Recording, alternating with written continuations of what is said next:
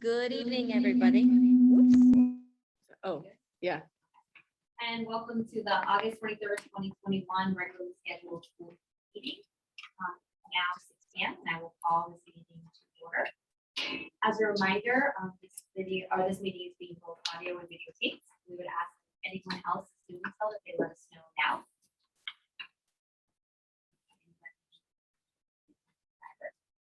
So thank you. At this time, we'll rise for the pledge of allegiance.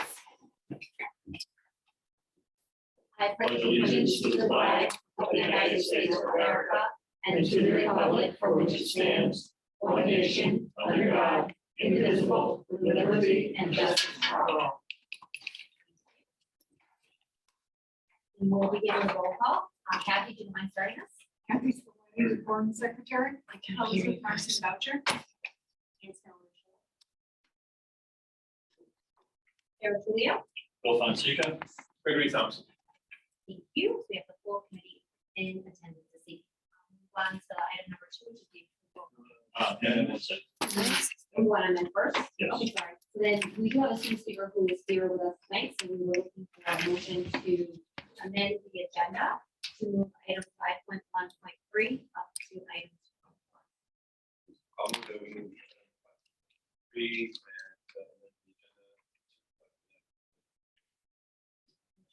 Right? second. Second by Bill. And all those in favor, please say aye. Aye. And all those opposed say nay. Motion carries by. So then I will entertain a motion to approve the minutes.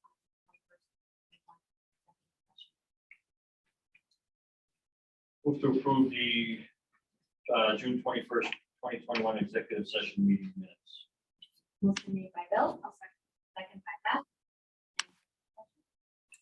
All those in favor, please say aye. Aye. All opposed, nay. And that motion carries 5-0. To approval of the June 21st, 2021 regular session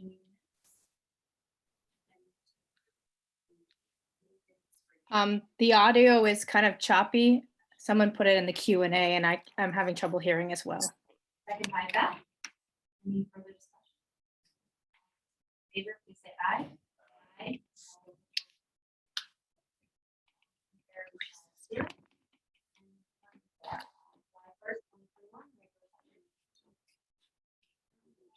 2021 regular session meeting minutes. Motion made by Greg, Second. second by Bill. Any further discussion? Okay, all those in favor, please say aye. All those opposed, nay. And that motion carries 5-0. Thank you, Kathy, for taking care of those.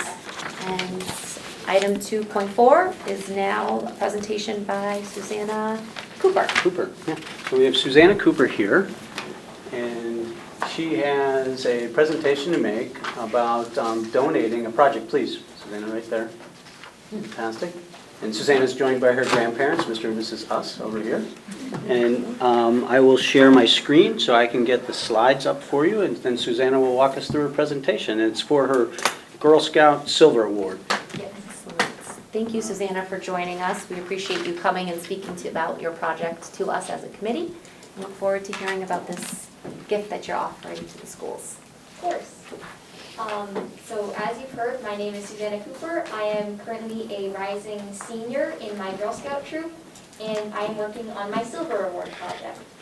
This project aims to help include some people who maybe don't get as much representation as I think they should, and that is our LGBT community. I have noticed just around town that we don't have any displays of pride, and there are a lot of people who do have some pride to show. So I wanted to build some benches and paint them in pride colors to put outside of Birchland Park Middle School as a kind of tribute, because there are some LGBT teachers there that have really helped me a lot in my time there, and I want to kind of dedicate this to them. Nice. So nice. And that's the image that was just up? Oh, sorry. Sorry. Yep. Those are the types of benches that you're looking to create? There will be nothing on the side of them, it would just be the bench Bench. itself, but yes. Excellent.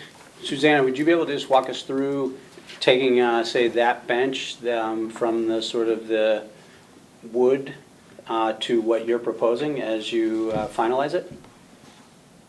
In terms of how you're going to decorate and bring it to life, so to speak? I'm going to be painting mostly the back in the direct order of Pride, but I will be painting the other pieces and maybe adding some designs like speckles here and there, mostly just plain stripes. Excellent. And what is the award that you're eligible for by completing this project within Girl Scouts? It is called the Silver Award. It is basically a little representation of helping your community out a little bit, finding a problem that you think you can help do something for, and doing that thing. Suzanne, I'm just going to interrupt for 1 second.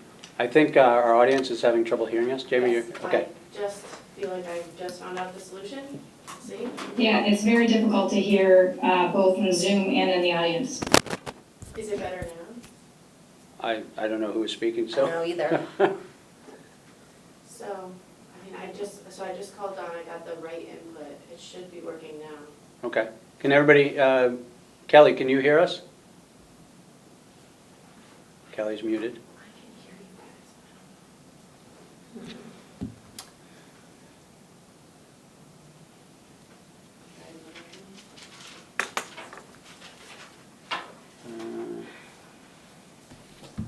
Sorry, Susanna. No, thanks for your patience. Can anyone hear now? We have to- Maybe ask them to raise their hand if they can hear. That's much better now. Okay. Okay. Oh. Do you know who's speaking? Is that Heather? It Maybe it's sounded like Heather. Heather. Oh, okay. Heather. Okay. I wasn't sure who was speaking. Thanks, Heather. could name Thank you, that Heather. person. Perfect. Go ahead, Gordon, I think you were asking. Okay, so I was just, if Suzanne and I apologize. So we have a picture of a bench that looks like you can put together, and it's sort of in the natural wood. And then you were explaining how you're going to bring that even more to life to really present not only a welcoming element to Birchland, and I think that's at where the parents are in the drop-off line, but also pay tribute to some of the teachers and different people who have brought forward and made incredible progress with LGBTQ issues. Would that be accurate? Yes. Okay. Can you walk us through it a little bit with that part? Which part specifically? What you're planning to do? I know you had said it, but I figured we'd revisit it because people couldn't hear us. I am going to be constructing the benches with the help of my dad because I'm not as handy with tools as I'd like to be. I probably should not be trusted with power tools, I am still a child. But I am an artist, so I can decorate them, at least I hope I can. And I will be painting them with acrylics in the order of the pride flag, specifically the rainbow flag and the trans flag. Okay, awesome.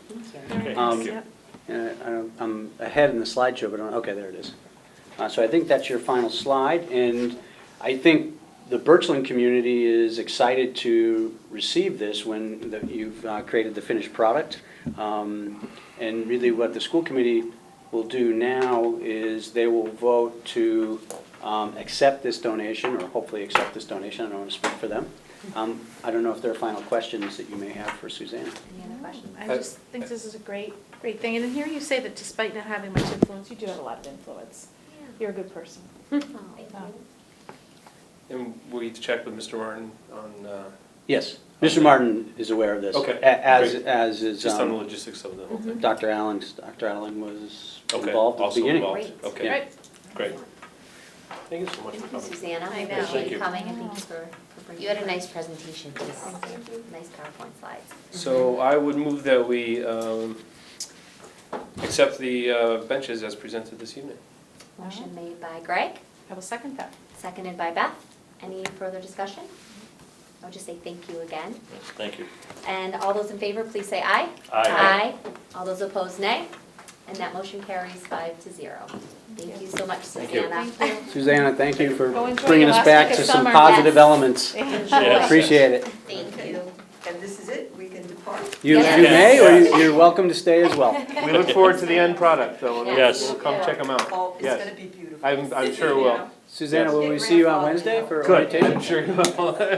Okay, thank you so much. Thank you so much. Thank you. And Have a good night. Susanna, you have my email and I believe you have my phone number, so if you need help with anything, please call. Yeah, Mr. Smith's good with power tools. Yeah, he is. And then Mr. Smith will call Mr. Thompson, who's even better with power tools. Mrs. Smith doesn't let Mr. Smith play with too many power tools.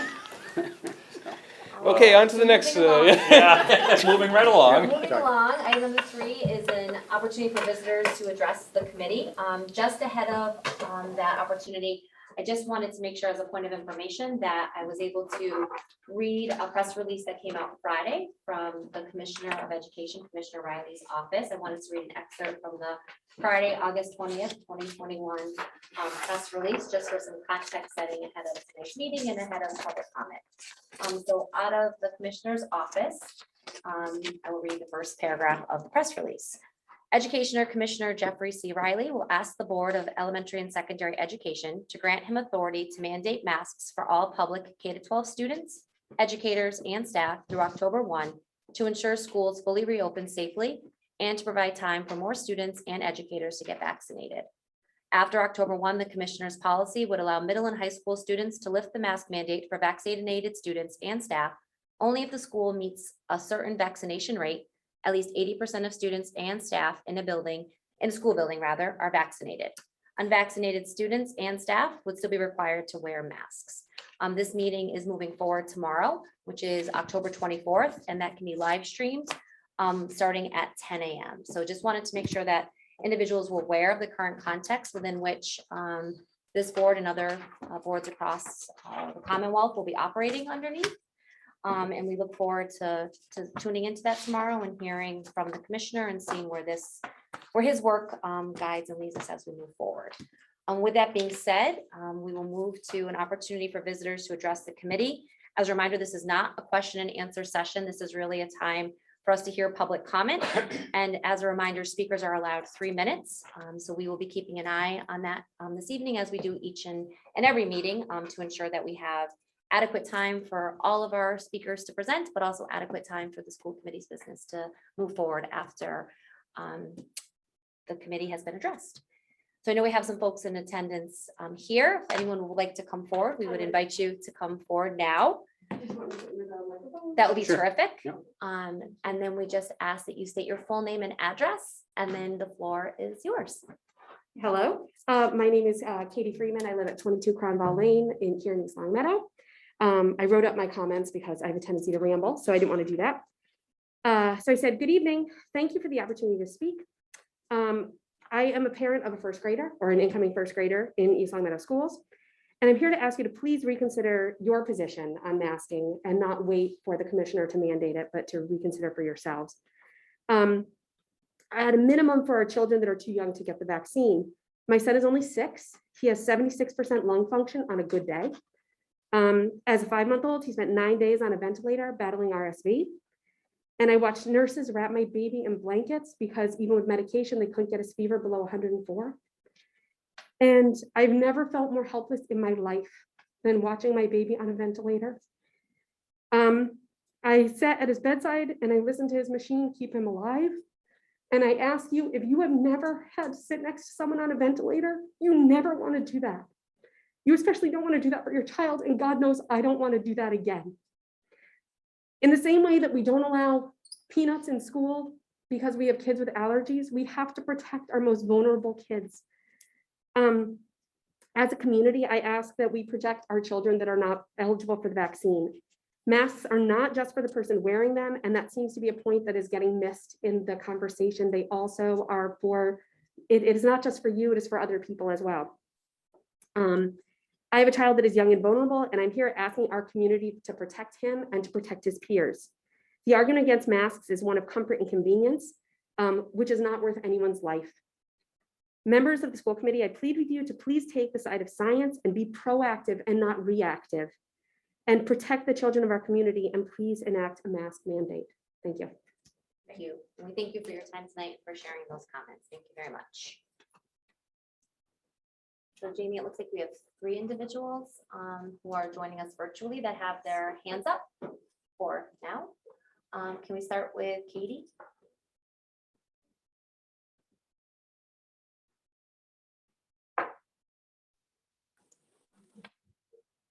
Hi, I'm Dr. Katie Jobbins. I am a physician at Bay State. I am speaking to you tonight as a mother, a community member, and as a physician. What you need to know are the real numbers. I'm going to tell you the facts of how things are in the community. I am literally an internal medicine doctor who worked at the hospital this weekend.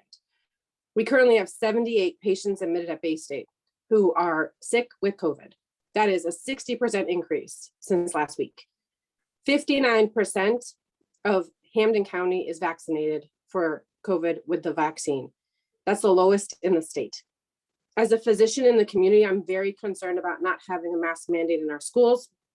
Much like Kate just mentioned, our children are not able to be protected with the vaccine at this moment. So the purpose of me speaking is for you to reconsider those who are under the age of 12 and who are unable to be vaccinated at this time. The CDC has asked us to actually re-recognize and consider the fact that indoor masking should be required for every student, staff, teacher, and visitor in K through 12 schools.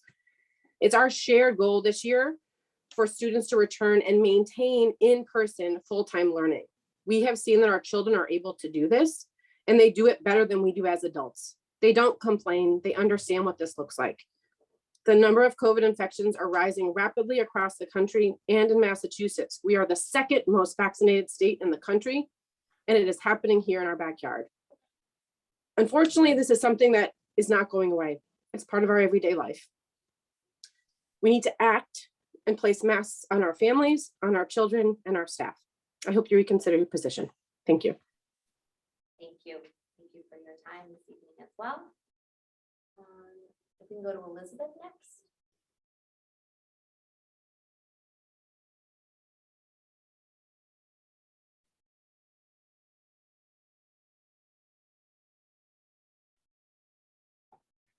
Hi, can you guys hear me okay? Yes. Hi, Elizabeth. How are you? Thank you so much for the time. My name is Dr. Elizabeth Morgan, and I'm a perinatologist, also at Bay State. And I've worked like Dr. Jobbins through the COVID pandemic over the past year and a half with some of our sickest patients and our sickest pregnant women, many times in the ICU. For me, this pandemic and public health policy that surrounds it hits really close to home because before going to med school, I studied emerging infectious diseases and pandemic preparedness. I have a master's in the field from Georgetown. I've personally published in medical journals during this pandemic about the responsibility for masking and proper personal protective equipment in the hospital. And I've worked with the UMass aerosol lab looking at the spread of infectious particles from women who are masked during labor.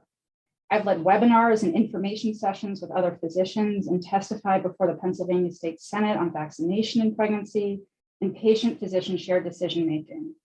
Because of this, I know in this forum, I'm uniquely qualified, like Dr. Jobbins, to discuss this matter, and I know I'm an expert in the field. However, I want to make it really important to say, even I, with my background, don't purport to hold expertise beyond the American Academy of Pediatrics or the CDC, whose members have qualifications that are far greater than my own, and as I would suspect most people here. So I won't reiterate the guidance from the AAP or from CDC, but I want to remind you it was issued over a month ago.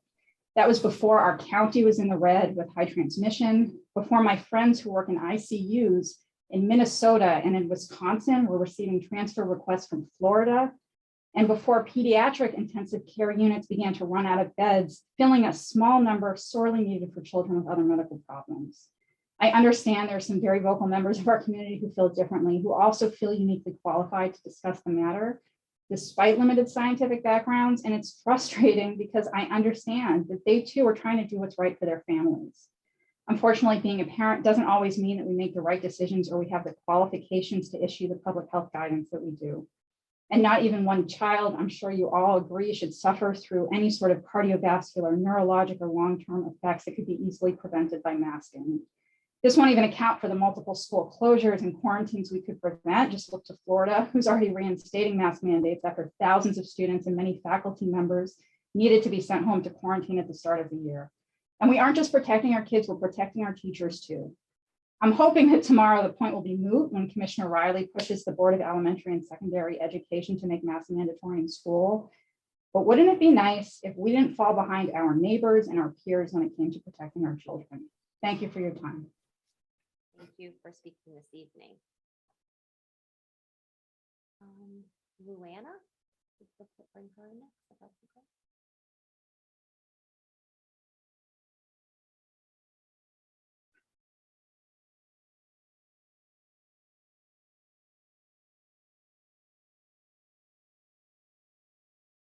I think you're muted.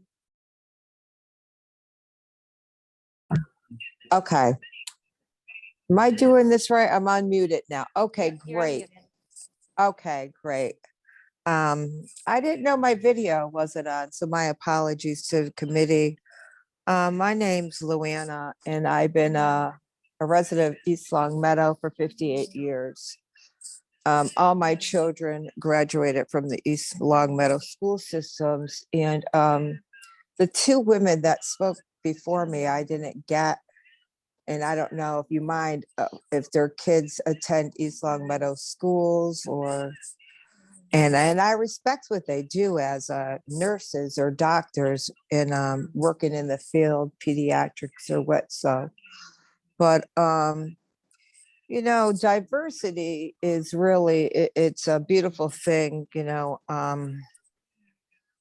Our differences really is our strengths because we learn from one another. But for me, and don't take this any other way, I lost my faith. Let's say that. 2020 in March, where this pandemic hit, and I had recently moved to Florida. My father passed away, not from the virus. This was before the virus, but I moved back. And so I lost my job because I moved back because my mother was 86 years old and I want to spend time with my mother because of what they were telling us about this virus. So we had this Dr. Anthony Fauci. I don't know if I'm supposed to mention names.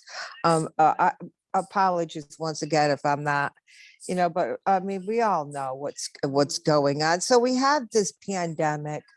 We're all locked down. We're totally in fear. We're wearing masks, we're washing our hands. My hands are drying out. So, I mean, to the two women before me, no disrespect once again, but I've lost all faith in science. I've lost faith in doctors. I lost faith in media. I lost faith in everybody that I thought had standards, morals, and principles of a productive member of society in the United States of America. I don't trust now. Maybe it's just me, maybe it's others that feel the same way as me. Like I said, diversity, but I am just going to go back. I have two grandchildren, two grandsons, one in the high school, one in Meadowbrook School. Okay. I have two of them. One, the first woman that came in and she Luana, sat there. Can I interrupt you for a minute? I just want to make sure I give you a quick warning about time. You have just about a minute until your 3 minutes will be up. So I just want to. I'm good. I did not know I had 3 minutes. My yes. That's apology That's is okay. I just wanna make sure again. But I sympathize with the woman that spoke about her son or her daughter that has RSVP, because my son too. He has asthma. I have updraft machines. My little grandson has anxiety. He has asthma. He does not like masks. He can't breathe. He don't understand why we have to wear a mask. Now, let me just get to here. Dr. Fauci stated, the typical mask you buy in the drugstore, right, quote, is not really effective in keeping out virus, which is small enough to pass through the material. Now, this is all facts, okay? And then he went and said, this was 2020 in an email, okay? Okay, and then in March in 2020, he also went on TV stating that people should not be walking around with masks on because it's not providing the perfect protection that people think that it is, period. There's really, you know, we should really have pros and cons. I know you probably all would think like, hey, if she has so much to say, why doesn't she come join us on this board or do some footwork? Okay. And I understand that, you know what I mean? We welcome we should- everyone's comment. I just want to make sure that That's you, yep, that's- this is the time for it. And I just want to give you a chance to make one last statement because then we're at time. Sorry. Okay, well, I'm asking this board, right, to pray or whoever this commissioner. Oh, and that's another thing. I would love to ask a question. As parents, what rights do we have and what does your policy state that who's to tell our kids what they should and what they should not do? I would like to see that. I would like it emailed to me. I want to know who this commissioner is, what rights he has to mandate such a masking, such a lie that we've been lied to by complying to these evil people that I'm are gonna trying to ruin Have to us. call time, Okay? sorry, in fairness to all the other individuals who are raising their hands. Oh, to speak. thank you so But much I for having me. I appreciate your Thank comment. you. Thank you. Thank you so Thank much for you. having me, and God bless you all. Thank you, I hope Luana. y'all do the Thank you. That's okay. You're doing your best too. If we can go to S. Staunton next.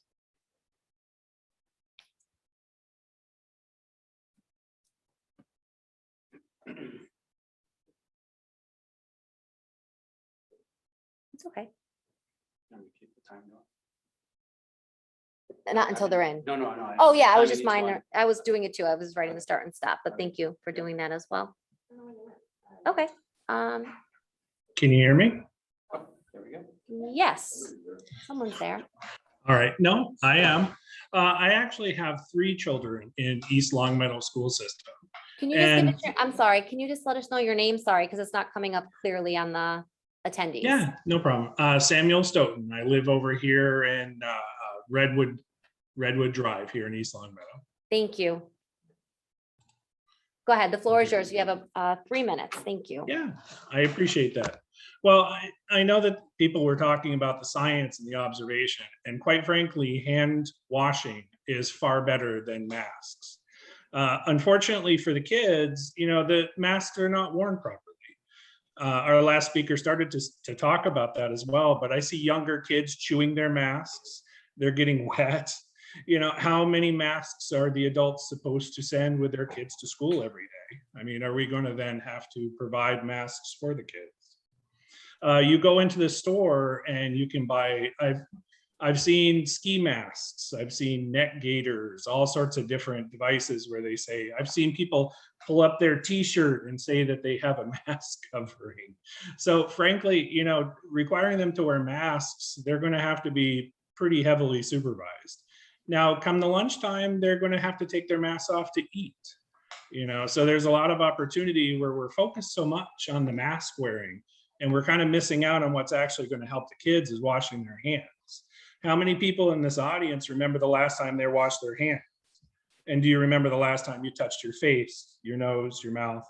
Because you're going to spread the germs. You know, you touch things and then you touch yourself. I know that she brought up the choice, the last speaker brought up the choice of a freedom to choose things and a diversity for us all to do that. I learned in school from my teachers that Massachusetts was basically the beginning of freedom and choice. The board, I think, got this right. I think they left the choice, the decision, in the hands of the parents. They're not telling people that you're not allowed to wear masks. If you feel strongly about it, please send your kids to school in masks. I wear a mask all day long for my work. But frankly, speaking with the anesthesiologists and other doctors that I work with, if you wear an N95 mask all day, you're rebreathing a lot of that carbon dioxide. And we have what you call a fog. You have about 45 minutes before your brain, taking the mask off, can kind of reset itself. And unfortunately, we're sending home all of our workers in this kind of a fog where they haven't had the same, sending them home back to their families. So wearing masks, we weren't meant to wear masks. Our bodies were not designed to wear masks for so long.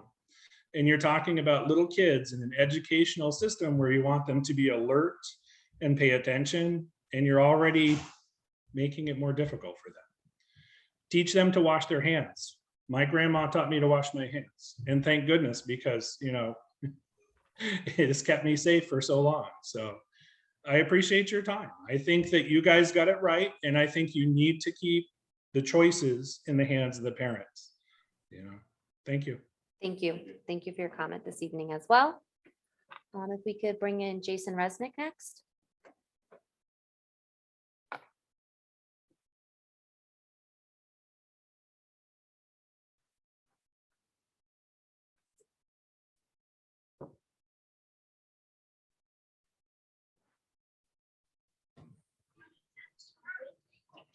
Hi, everyone. Can you all hear me okay? Yes, good evening. Thank you for joining us. I can assure you I will be short and sweet in less than 3 minutes. My name is Jason Resnick. I live on 34 Canterbury Circle. What I just want to make sure I point out for the record is that there were 2 doctors that spoke on this call. They were able to keep their talking points to 3 minutes. I think they proved the reason why we should wear masks. Then there were 2 people that came on and spouted conspiracy theories from who knows where they got them. And that's the reason why we need to wear masks, because we are going to intermingle our students with children that have parents that are conspiracy theorists. We have to be careful with how we're talking about others and within our I'm community. not talking about the 2 people that Nope. spoke. I'm not talking about That's the 2 okay. people that spoke, saying in general. So if you go onto the Facebook forums, you can clearly state certain parents discussing how they feel. We have to be careful in terms of how we're making determinations in terms of how people are representing themselves on They have Facebook. mentioned they have children in 1st and 3rd and 4th and 5th grade. They're opening up to the public and they're telling everyone about their feelings. So the reason why I would like you all to look at the public forums is just to know that we do have a mixture of parents and a mixture of parents that feel in certain ways. So what's going to happen is there will be students in our schools that do have parents that refuse to take the vaccine and also believe that COVID-19 is not deadly.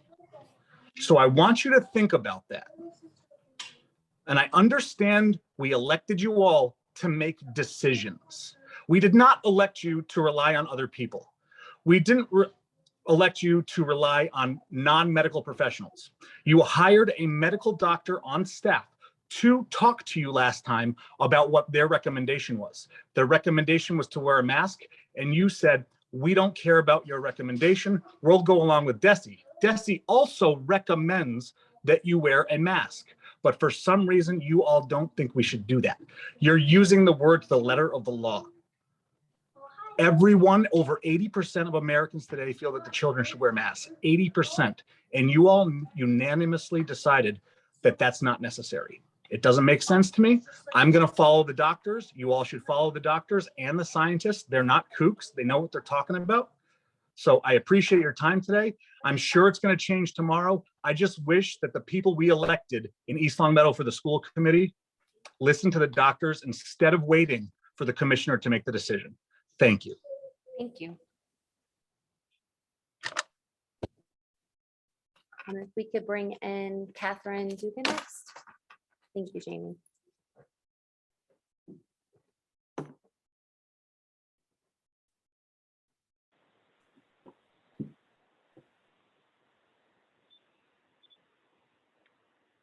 Hi, folks. Am I good to go? You're good. Yes, you're all set. Good evening. Thanks, Sarah. So my name is Kate Dugan. I'm at 9 Shaw Street. My daughter will be in 5th grade at Maple Shade this fall. So I am here tonight on behalf of my family, but also on behalf of the 762 parents and family members of ELPS students who signed a petition that you received this morning asking you all to reverse your decision to not mandate masks. You all know the science, you've heard the health advisors, you've received the survey, the signatures and comments, so I'm not going to belabor all of that here. But for the public record, I do want to make this ask that you all please reverse course. Please be proactive, require universal masking at ELPS this fall. It's really a simple It's a care-focused way for our kids to be in school buildings. From my own perspective, my 5th grader has been home since March 13th, 2020. We were very eagerly looking forward to being back in physical buildings at Maple Shade. Without masks and based on the existing data, that, it starts to feel like a very risky choice for our families. I know that there has been all sorts of talk about loss of learning for our kids, and I'm so totally, completely unworried about that because our schools and our teachers do a good job. They will sort that out. What I am worried about is kids, staff, teachers in our school buildings without masks that will extend the life and the severity of this pandemic in our community. That risks not only the health and safety of our teachers, our educators, our kids, but also shutting down our buildings again. Even in the 10 days since you made this decision to not mandate masks on the 12th, the numbers have gotten worse in town. And, there's still time to change course. Parents in this town, we are relying on each of you to protect our kids. I mean, we send our babies to the buildings that you all guide. The best way to do that right now is to require universal masking in all of ELPS buildings this fall. So please, on behalf of myself and 761 other parents and caregivers, make a motion tonight to be proactive and mandate masks for our kids this fall. Thank you for your time and your work on this. Thank you for your comments, and we appreciate you tuning in and sharing with us. If we can bring in Justin McCarthy next. Progress. Can you hear me? Yes, we can hear you. Good Okay, evening. great. Thank you. Good evening. I want to talk about this statewide mask mandate that Mr. Riley is proposing. Mr. Riley gets his authority basically from the Board of Education. And the Board of Education gets its authority from Mass General Law, Chapter 69, Section 1B. And I would challenge anybody to read that statute and tell me where in that statute the board has the authority to mandate masks. All right, it's a long statute, it's about 10 pages long, and they have the ability to deal with all policies relative to education of children. And it concerns all the nuts and bolts of education. So certifying teachers, reviewing federal grants, auditing school performance. They have no authority whatsoever to make policies concerning vaccination percentages, contagious diseases. There are statutes on the books already. The legislature has already spoken on this, how we handle contagious diseases in school and how we handle vaccinations in school. So the Board of Education and Commissioner Riley do not have the authority statutorily to do this, and they do not have the authority to go outside the scope of the existing laws concerning contagious diseases and vaccination, all right? Mr. Baker got away with the mask mandate because we were under a state of emergency. That is now over, all right? So the executive branch no longer has the authority to impose this burden on our kids. And if you look at the press release that you were reading earlier, Mr. Riley goes on to quote Lieutenant Governor Polito, and she essentially says, she essentially implicitly acknowledges that the masks are a burden on kids, and that burden is going to be in place until 80% of the student body gets vaccinated, all right? They have no authority to do that anymore, and it's going to get challenged. Next, I just want to talk about these petitions. So the last speaker talked about this pro-mask petition. So it was started on August 15th. It got all kinds of publicity. It was on 22 News, it was on 40, it's in Mass Live, etc. So from the 15th when it started to now, they got 762 signatures. So I went on to see whether those are in fact residents or not, and I couldn't see who voted. I looked at the comments, however. So there were 29 comments. Justin, just so you know, I just want to be fair to all the presenters. You have about a minute left to speak. Yeah, I'll be as fast as I can here. So I checked the assessor's database only 16 of the 29 comments were from taxpayers, all right? I started my own petition. In half the time, I got 331 signatures, and a similar petition started the same day, 139. So that's 470, all right, with no publicity, whatever. So there is support for your decision, all right? You made the right decision. And just really quick, I hear these doctors, it seems like everybody's a doctor, everybody's a scientist these days.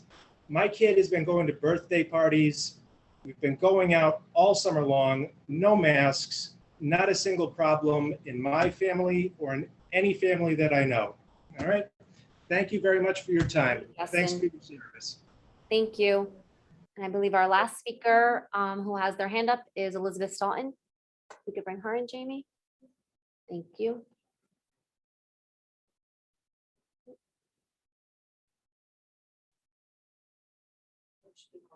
She declined? Oh, okay. That's okay.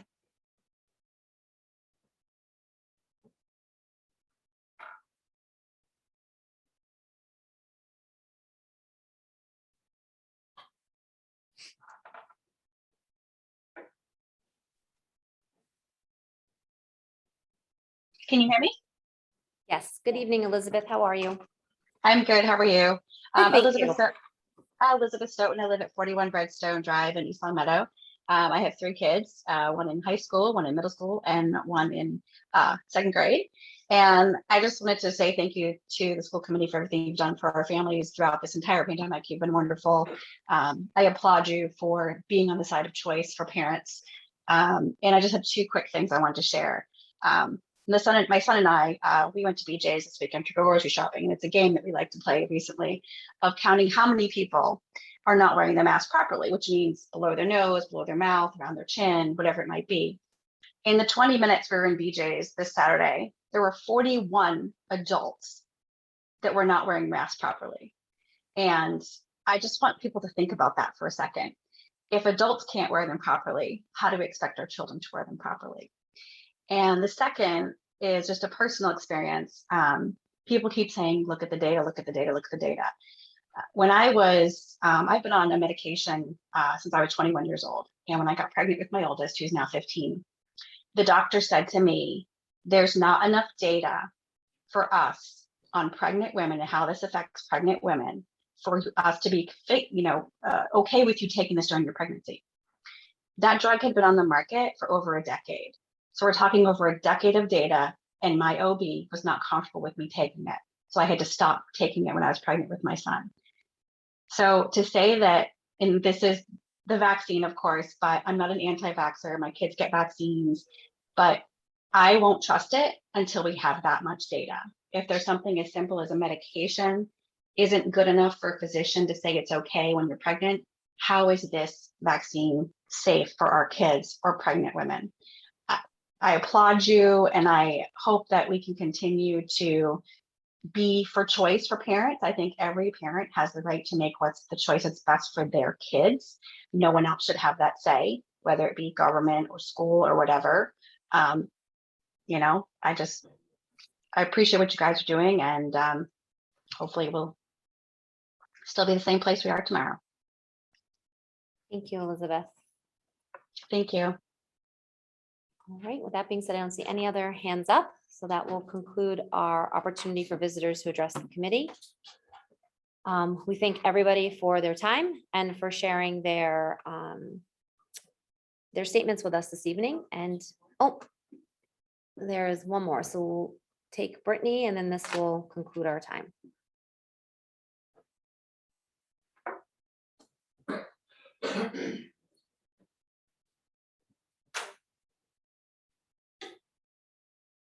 Are you there, Brittany?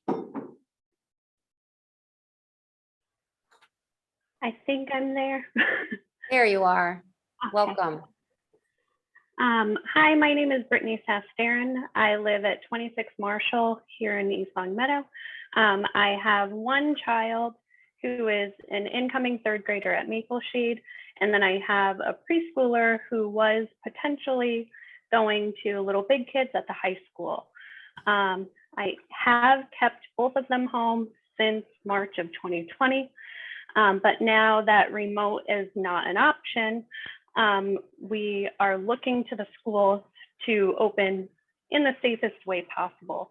And I think that just having masks mandated across the board, especially for our population who cannot be vaccinated, I think a lot of, in the school committee decision a few weeks ago, the percentage of vaccinated middle schoolers may have been skewed a bit because it didn't include the 11 and under population, or the 11-year-olds who are in middle school as well.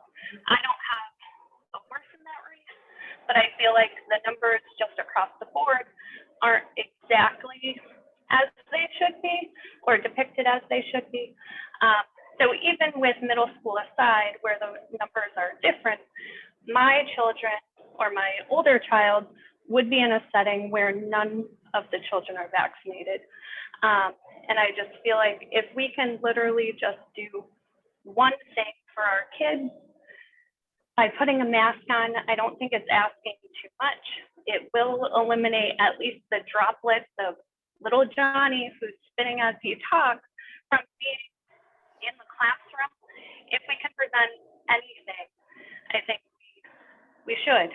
I'm literally shaking because it's my baby. It's both of my babies.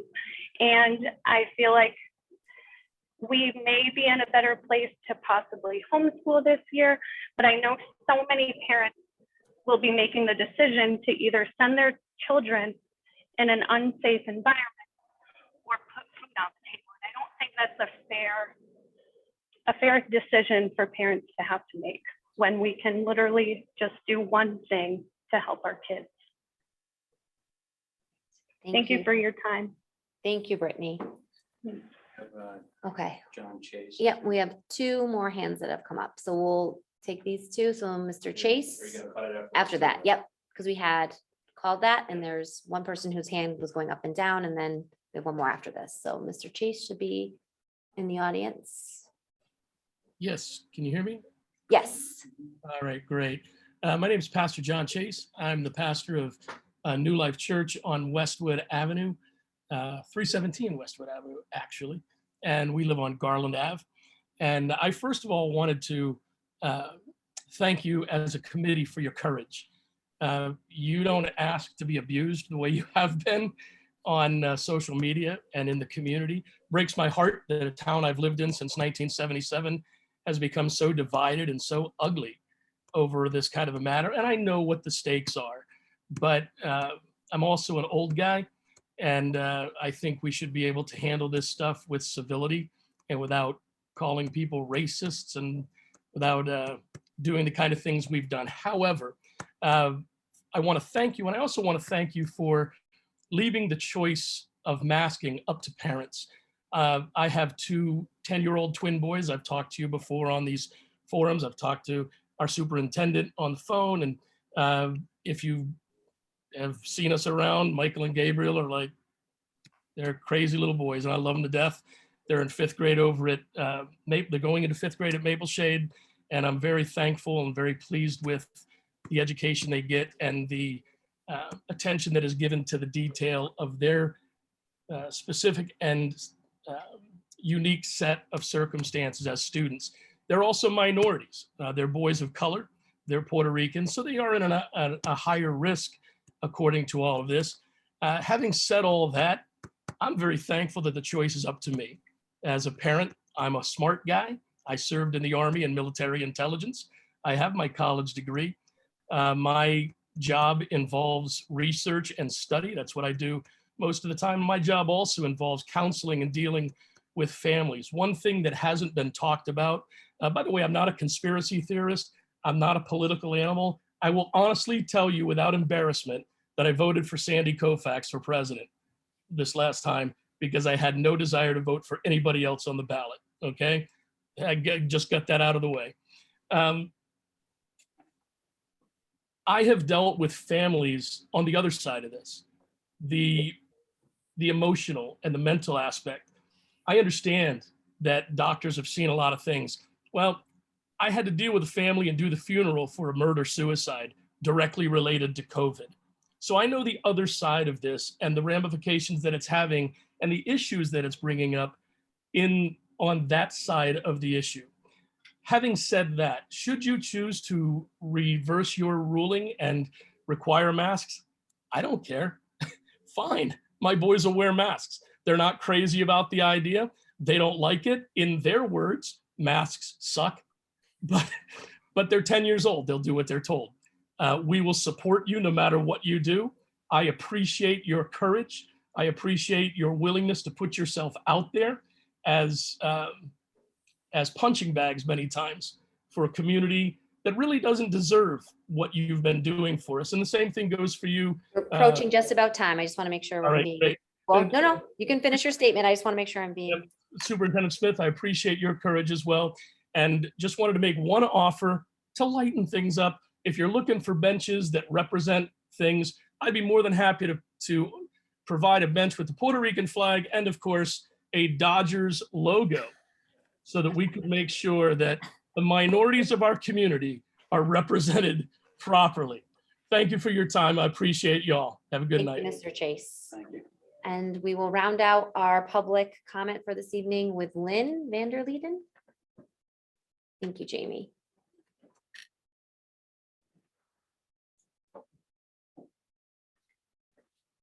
Can you guys hear me? Yes, we can, Lynn. Oh, Welcome. sorry. Okay. Thank you so much for your time tonight and for allowing me to speak. I also wanted to thank everybody here and all of the people who spoke, because it does take a certain amount of courage to come on here and basically give your input as to what you think would be the right thing to do in difficult situations. So I am from East Long Meadow. I went to East Long Meadow school systems my whole life, and my son attends Meadowbrook School. My son is autistic. He also was a victim of RSV. He spent his 6-month birthday in Bay State, and it was a difficult thing, but it's left him with some residual asthma. So, with that being said, he's got sensory issues with wearing the mask, and he also should breathe fresh air because he does have asthma. And so I do think that, in a situation like mine, I could have probably had him segregated without a mask on, but he doesn't have any cognitive issues. It's all social. So then I wouldn't want him separated from the classroom in order to not wear a mask. So I just think that, at this point, it's advantageous for me to speak up, in that I think that it would be, in all fairness to every parent, their choice as to where their child should wear a mask or not. And also, I was a dental hygienist full-time for almost 30 years, and it is known in the medical community that when you wear a mask, after 20 minutes of your breath breathing through the mask, it no longer provides protection. So if the child is wearing a mask all day long, it's no longer protective after 20 minutes anyways. And I think that's about all I had. Thank you so much for your time. Thank you, Lynn. Right. With that being said, I don't think we have any other hands, and we've taken on the comments for this evening. So I'm going to move us forward in our agenda to item number 4, which is committee and subcommittee communications. Beth? I think, I don't know, I think I'm good. for right You now. good? Yeah. Okay. Antonella? Yeah, I don't have anything. Okay. Bill? I'm good. Greg? Just wanted to acknowledge our health consultants again. The chair and I met with the health team again today, and I just want to acknowledge, I know that we certainly appreciate all their information, all their expertise. I'm talking about Kelly LeBombard, our head nurse, Amy Petrowski, our health director for the town, Dr. Greer Clark, who certainly we appreciate her information. And Mary McNally, the town manager, has been joining us lately too. So it's good to be in coordination, at least with the town side on what we're all doing together. So I just want to acknowledge the time that those folks put in to give us advice and to help us move the district forward safely. So thank you. We have 2 here tonight. Yes. We have some Yes, of them yes, here with I'm us. grateful for their time this evening as well. Thank you. Thank you, and I don't have anything this evening. So that moves us into item number 5.1.1, which is an update on Birchland Park Middle School. Okay, so I wanted to not only announce to all of you, but anybody who's watching, One, that Dr. Allen, who is forever on our minds, and we're consistently sending out positive thoughts and prayers to both him during his recovery from a heart attack that took place in late July, and to his family, who is certainly supporting and around him out in Boston right now.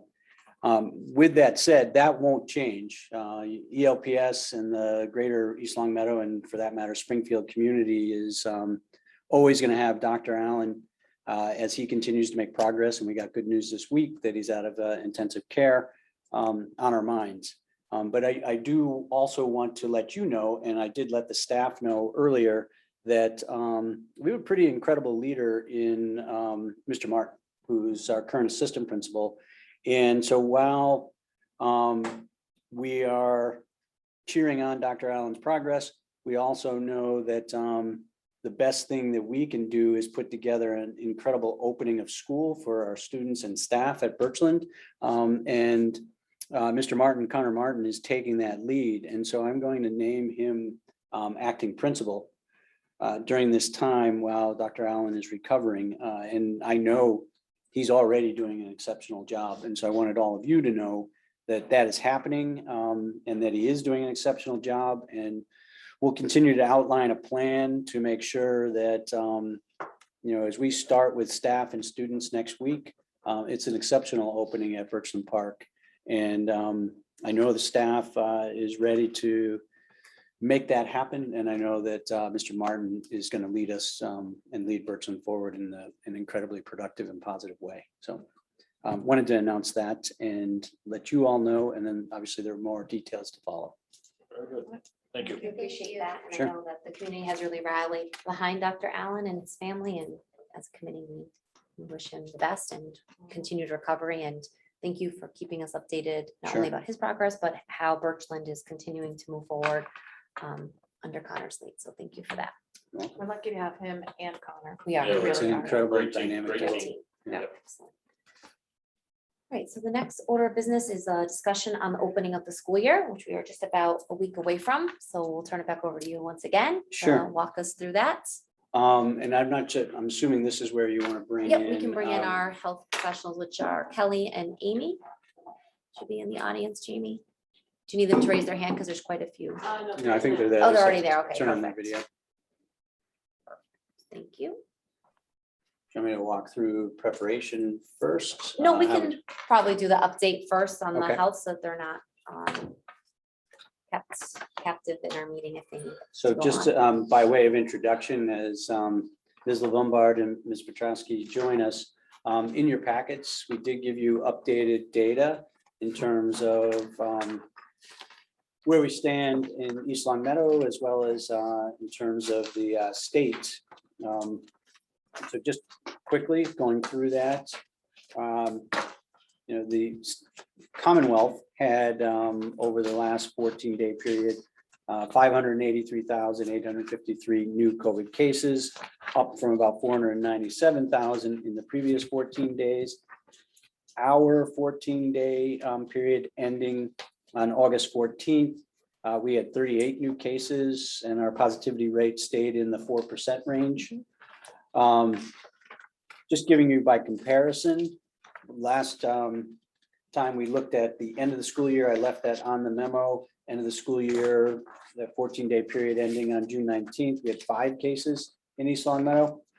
When we re-entered school back in April, we were dealing with more cases, but if you remember, as we re-entered school, there were a few things we were doing. We were masking, to one of the speaker's points. We were using increased hand hygiene and at all levels discussing how to hand sanitize and wash hands properly.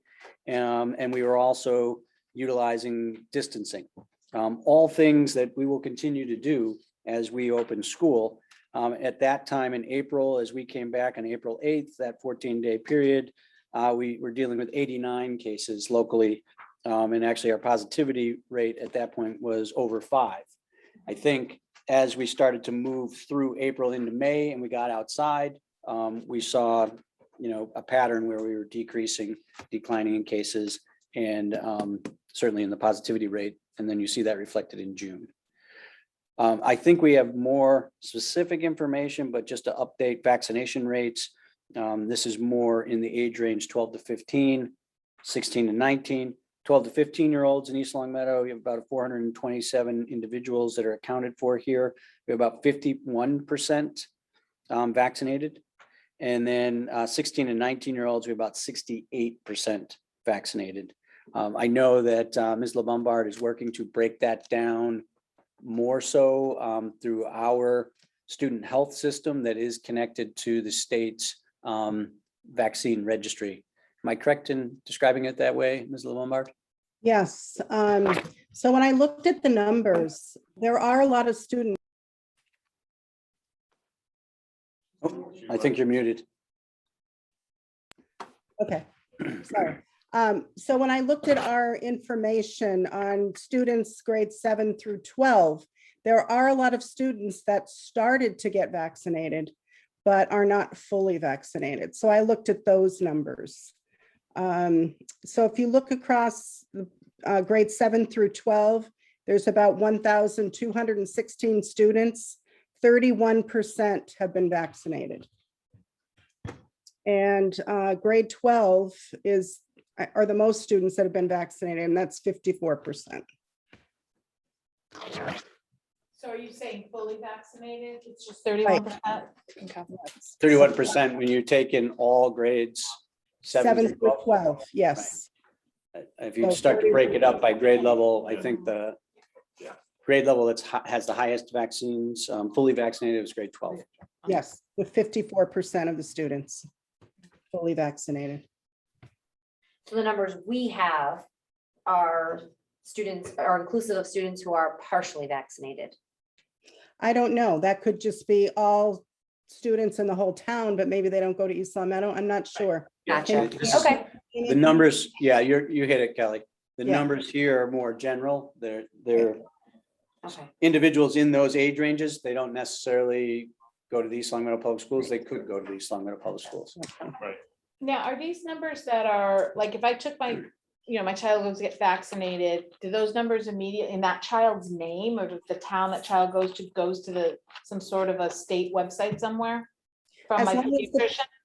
As long as the parents have not opted out of sending that allowing that information.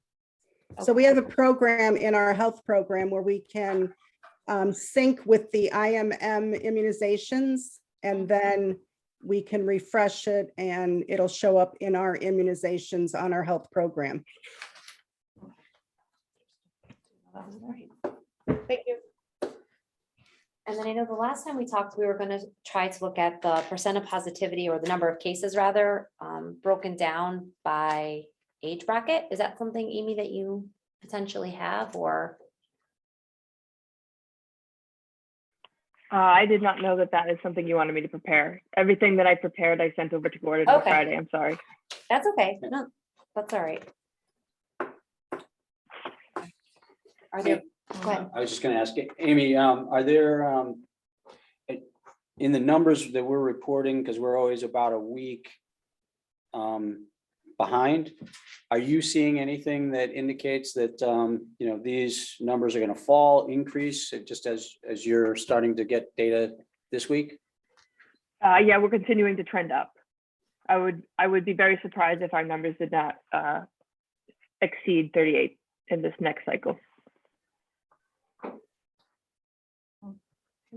The chair. Yeah, go ahead. Just wondering both, I know we spoke, as I mentioned earlier today, one of my concerns about masking, and I'm not an anti-masker, I have a mask and certainly encourage folks to wear the mask, is the length of time that we're looking at potentially wearing a mask. If the commissioner does in fact impose a mandate tomorrow, do either one of you, can you help us, enlighten us what that off ramp might look like on when to stop wearing masks, and how long is too long to ask our families and students to impose a mask mandate? I know it's not necessarily an answer that we can zero in on, but as we keep our discussions going, I just, if you can kind of help us better understand when we stop wearing a mask, if a mask is recommended now. Yeah, so Greg, I think I'm going to give you the same answer we had earlier. Is I think we don't have any golden number. What we do in public health is we look at the trends, and right now we can see that we're trending up. The other thing we can do is rely on history. We saw how successful the East Long Meadow public school system was last year, and part of the reason for that success was the masking. And as how long we do it, as long as Delta's here and we know that it poses a risk to our students, we continue to mask, because even one student who ends up in the hospital is too many. If I might, Go ahead. when I look at this whole situation, I get extremely frustrated, not at you folks, because you're wonderful in what you do. I drove around this country this summer, 9,000 miles. And in that 9,000 miles, there were so few families and children under 12 that were masked. 11 different states. And I get frustrated to think that now that all of the adults in the country have not behaved well, and they have not masked their children inside of buildings for the whole summer, that now that we are going back to school, it is our sole responsibility all of a sudden to take great care of these children, whose many, I know many parents have, many have masked their children, many have not. So I guess my thought process is, if our kids have to wear masks in school, perhaps the community should have to wear masks when they are indoors, because it is not fair, not in your private home, obviously, because it isn't fair that we as adults can go out there and play the game and not wear the masks, but we are forcing our children, because we don't have to look at them in school. We don't have to pay attention to them when they're in school. You don't get to see the hijinks with the masks, and they're really good with the masks, by the way, and we know this. And I feel that, why is it the kids have to wear them to protect the adults, but the adults don't have to wear them to protect our children? And that's how I feel right now, because my kid's probably going to go to school, and I'm going to guess, look, when she's passing between classes, she's going to have her mask on. And when she's sitting at her desk and she's distant from people, she may not. And I guess that's just what I'm presenting to you guys, because that's frustrating to me. And I know that that's not, that's just how I feel. I just don't think it's fair that the kids have to wear them inside and the adults don't. I think, if I may, Go ahead. part of our communication process and coordination is that we've been trying to do even more communication with not only Ms. Petrosky, but also Mr. Thompson mentioned that Ms. McNally, who's our town manager, has been also part of our health and medical advisory meetings. And I think the town is going to go that direction. I think the town manager is also looking at Ms. McNally at this trend upward, that our local Board of Health has a meeting on Wednesday. And regardless of what, the commissioner says tomorrow, or what authority he may be granted, I think the local Board of Health is going to address this subject for the town. I don't know how they may vote or not vote, but they are going to address this subject. I just don't think it's fair for our kids have to have one set of rules and our adults. And I know that's not necessary, but that's how we feel. Yeah, I know, Our but kids I- shouldn't have a set of rules and then the adults do. It's not fair. Start this whole. But I think one of the things that we've done as a committee, whether it's now or last year, is we've been reflective, and we've taken into account local context. We've taken into account with great care and consideration our local health experts. When we don't take your advice or your information or the data that you're providing us lightly. And I think that's something we've done extremely well. And I think that we've tried to be proactive in this situation, and we've met regularly leading up to the beginning of the school year, which, as I mentioned earlier, we're still about a week away. So we still have time to make adjustments and decisions, and that there is quite a good deal to come still this week. There's many decisions to be made and many conversations to be had. Like I mentioned at the onset of the meeting, the first of which is tomorrow at 10 a.m. And I think that we'd be prudent to continue to listen to those conversations. Commissioner Riley's being advised by the State Department of Health, and we can listen to what happens tomorrow and move forward from there. But I know that while critically important, masking is one aspect of reopening our schools.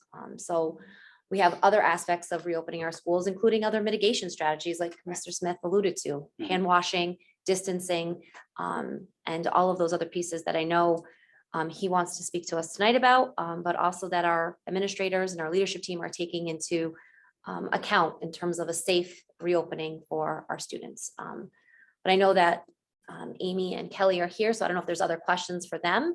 But I do want to make sure that we give Gordon fair time to share the other aspects of reopening our building.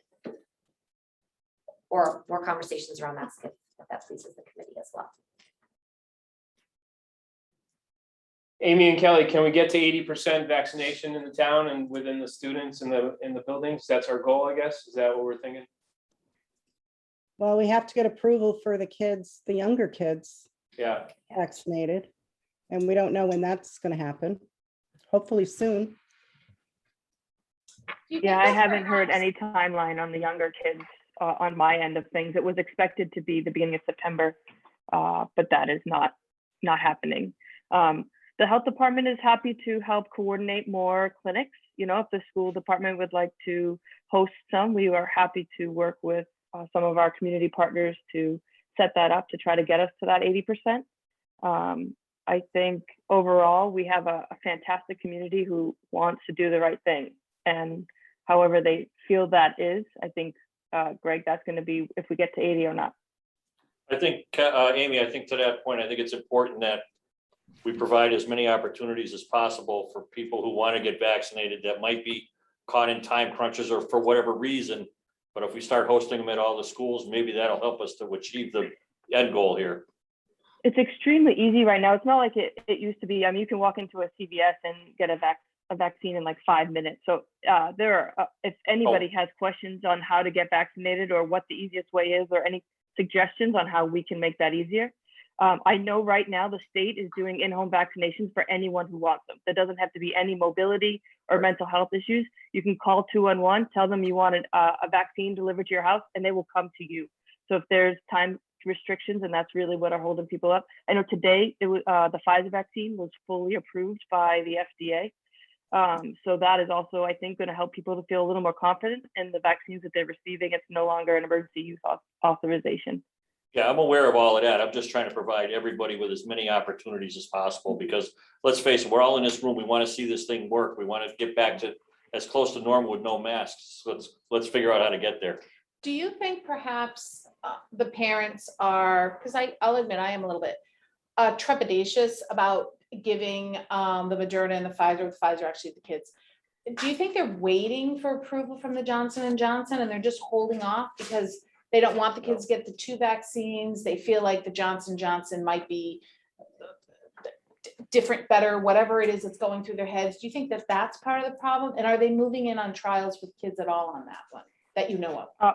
I am not an epidemiologist. I do not study vaccinations, but my guess is they might be looking to do the FDA might fully looking to bring that out for that age group fully approved, not an emergency use authorization. So I think that could be why we're seeing a delay here.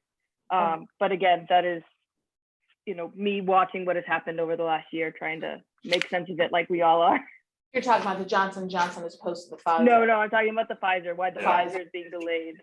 I have not heard anything about even trials happening on pediatric patients with the Johnson & Johnson. Maybe the doctors who spoke earlier might have some good feedback on that. Yeah, that's all right. I just was wondering if you heard anything. Thank you. Yeah. And I just wanted to make one clarification. I know tomorrow's meeting will happen, as I mentioned, with the commissioner and the Department of Education, but his metric of 80% is inclusive of staff too. So I just want to make sure, like, I know we've talked a lot about students, but it's also 80% of staff and students combined being vaccinated as one of his metrics. So just making sure that we're not leaving this all on the backs of the students that we serve, but there's also a burden of. Well, it's an important point to make that it's the entire building. It's not just the students. It's going to change anyway, so it's kind of irrelevant. Yes. It will change, but yeah. That's at least in terms of the press release, that's at least. what Right. they're No, you're shooting right. I know we It's have to not shoot just for something. students. I know. Yes. Any other questions for Kelly or No. Amy? I just want to reach out to the parents of the students that have only had one vaccine. They need to have a second one, and then 2 weeks after, they would be fully vaccinated. That's going to bring our numbers up also. It's an important clarification. Very Thank good you, point. Kelly, if I may, ahead. one follow-up on that. Is there a time frame in between? So let's say they got the first shot in June before leaving school. Is there any time where they have to start the process over that you know of? I don't believe so, Amy, right? I think that as long as they get the second one and 2 weeks have gone by. You know, some people got the first vaccine and then they may have gotten COVID and then they had to wait. And then maybe they think they don't need the second, but they really do. They need the second vaccine. And then 2 weeks after that, they're fully vaccinated. Thank you. Yep. Thank you both. I think we continue to really appreciate the communication and the efforts that both of you are bringing to the table and the work that you're doing. And we continue to try to really work through all of this jointly. We might not always have the same opinion or the same decision-making processes, but I think we continue to come to the table and have conversations that are meaningful and challenge us to think differently, but at the same time, work in a respectful fashion. So I appreciate that. And I know the committee appreciates that. And we look to continue to work alongside of you as we move forward through this academic year. So thank you again. I know Greg said it earlier, but thank you again for your time this evening and your continued work on behalf of the students in the public school district here. Hey, thank you. Thank you. Thanks, everybody. Good night. Take care. Okay. So I know you had more to kind of share with us, Gordon, relative to how schools are going to be opening. I do. So just to sort of take us back, as we look at the opening of school this school year, it'll be about 17, almost 18 months since we can say that we're going to bring in all of our students and all of our staff for the opening of school. You know, masking and mitigation and safety protocols aside, that's something to celebrate. It's been 17 months since we've been able to do that. You know, when we went through last year with different instructional models and so forth, and even when we were fully in, we had different instructional models going on at the end of the year. So that's impressive. And there's a lot of work going on this summer to make that happen. And so, you know, just to give a quick shout out to the staff that works year round in all of our front offices, all of our custodial staff. DPW is helping us make sure that buildings are ready to roll and all systems are working. And all of our administrators are working incredibly hard to put together an opening of school that both is welcoming and engaging while also being safe. And so some of the things, just going back to the 12th and wherever the committee ends up with the decision-making process, certainly strongly recommending masks. Masks were always going to be part of our safety protocols. To a couple people's points or questions that were in the public comment, all of our schools have an inventory of masks. All of our schools have hand sanitizer in the rooms and available throughout the building. Our elementary schools, and in some cases, some rooms in our secondary schools, we have sinks where hand washing can also take place. So those are things that not only have been built into our routine, will continue to be built into our routine as we open schools, and we'll continue to be practicing distancing wherever possible. But we're excited to bring people back. I think everyone in this room and certainly everyone across the district felt a different type of excitement as we approached April 8th last year and realized that we were getting most of our students returning. So now we're getting everybody back. And so that's exciting and something to celebrate. So all of the buildings right now are in their final preparation. I will be sending out some information regarding sort of district protocols and welcoming people back and what students and families should expect. I'm going to wait until we get through the Board of Elementary and Secondary Education meeting tomorrow and see what comes of that in terms of the press release. But then I will be sending hopefully something out either tomorrow, Tuesday evening, or early on Wednesday morning. And then I think you'll get also more information coming from the schools, although I do know that some of our schools have already shared out classroom, our elementaries have shared out classroom assignments and teachers and so forth, but they'll be getting more information. Mountain View actually has already had their third grade parent information night, and Maple Shade is going to have theirs tomorrow. And so this work is ongoing and has been pretty impressive. This week, we also have 9th grade orientation at the high school. That's in person.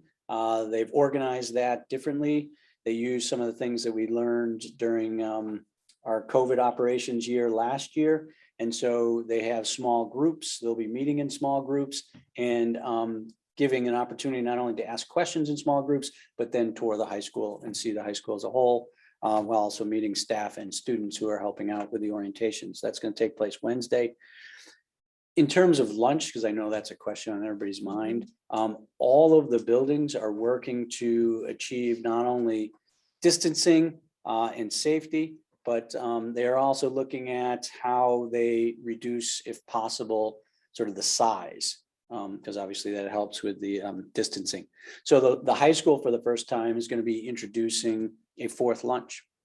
And so there's a schedule that they put together. I believe that if they have not already shared that entire schedule, they will be sharing that this week. And, you know, students will be able to take a look at that and how their schedule will work throughout the school year. They won't be taking over the small gym as they did last year as we returned. They will be utilizing, all schools actually will be utilizing not only outdoor classrooms whenever possible, but in some cases, I think at Meadowbrook, they may also be utilizing classrooms again for lunch and making sure that students are safe. So there's a number of things going on. We have staff who are going to address all those issues in terms of the longer lunches at the high school, and also I'm sure there's logistics in terms Sure. of. Yeah, no, so that's a great question. So one of the things that we did last year, and we've even expanded it more this year, is that we are hiring what we would probably call lunch supervisors and recess supervisors. But for the first time, you're seeing that hiring going on in our secondary schools as well. So we've always had individuals at the elementary schools. Now we're adding to that. And we're also hiring at the middle and high school, because they are going to be not only increasing lunch in the case of the high school lunches, but they're also going to be increasing where people may be eating. Middle school is going to spread it out a little bit more. And they still had, from 2 years ago, they had introduced that 6th grade recess where they had a chance, and it's not recess similar to, say, the elementary recess. It's more of a chance to get outside, to be active if you want to be active for 10, 15 minutes. But that takes supervision. And so we're going to be expanding that. People applying? We are getting applicants. Yeah, we picked up, so that's a great question.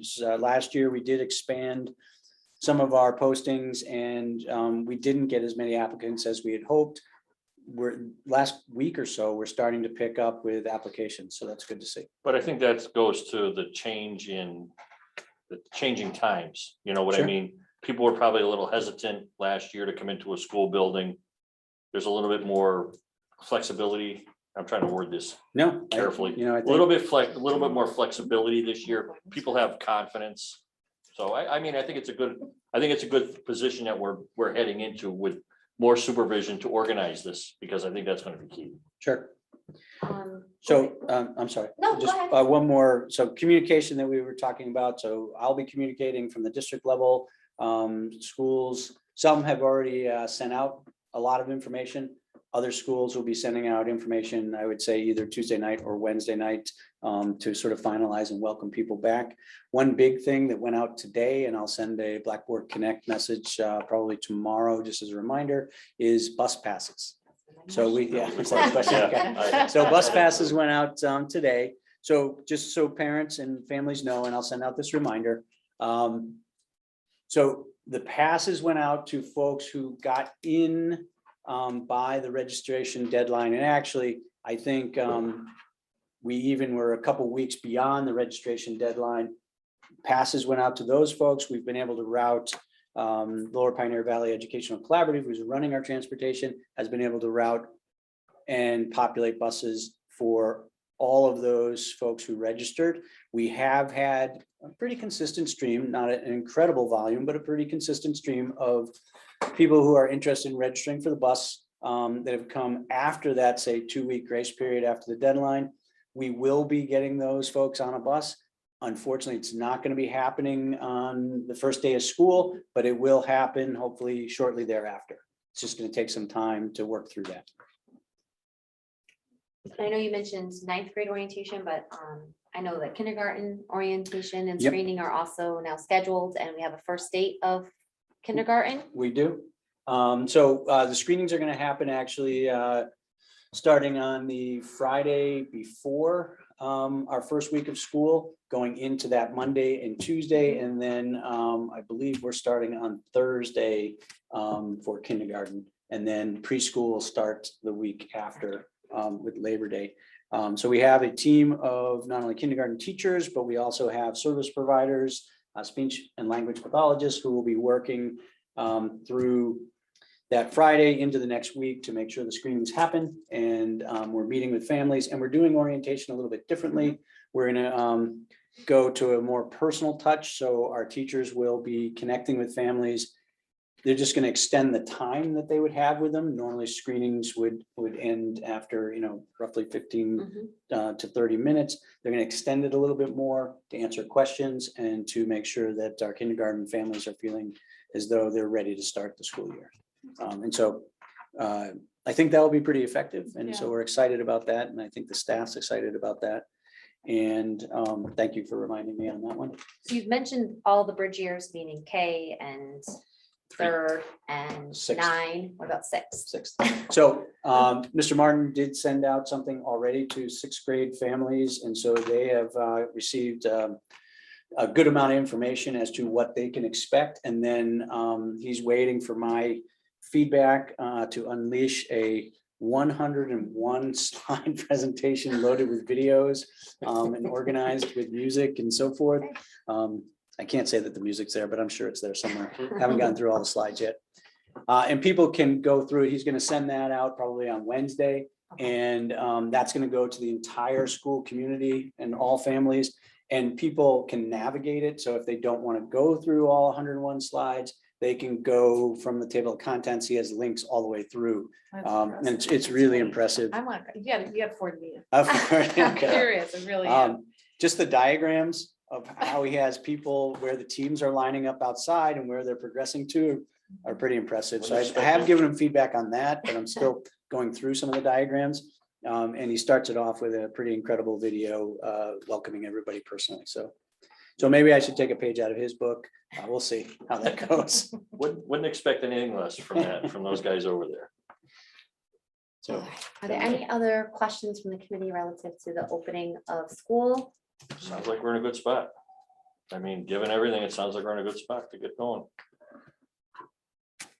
Okay, thank you. Sure. Thank you, Gordon. And again, thank you to everyone who's contributed to the conversation to help us really launch into a successful 2021-2022 academic year. And myself, I look forward to the week's events and anything that may come of them that shapes how East Long Meadow opens up this year. But above all, I appreciate the conversation, and I appreciate the individuals who spoke today and the countless emails and texts and phone calls that I know we've all received. It certainly it's great to hear from the community and helps us to continue to work in service of the community at large and to work in service of the students that we serve here in town. So thank you, Gordon, for that. And thank you to the community for their sharing their voice with us, because it doesn't go unheard. So I think the next item is around convocation, unless there's anything else relative to opening. Okay. So just a quick reminder, our convocation is happening on Monday, a week from today. At 8 o'clock, we will have some light refreshments. Actually might be fewer refreshments, but definitely juice and coffee and so forth than in years past. We will be planning, as we talk about just making sure people are safe, to have both the cafeteria at Birchland Park Middle School and part of the gymnasium open so that we can expand out and make sure people have proper spacing. And all of you are invited. The actual assembly will start at 8:30. Certainly anything that comes in terms of tomorrow's meeting, we will be sure to have all things in place to make sure that we're covering all safety requirements. And that's something that's been in the planning anyway. Thank you. Be nice to welcome everybody back. It will be. And Yes, it will. I do feel bad I can't go because I'm gonna be at my own convocation somewhere, so, but I do enjoy them. I enjoy it. You're very pithy.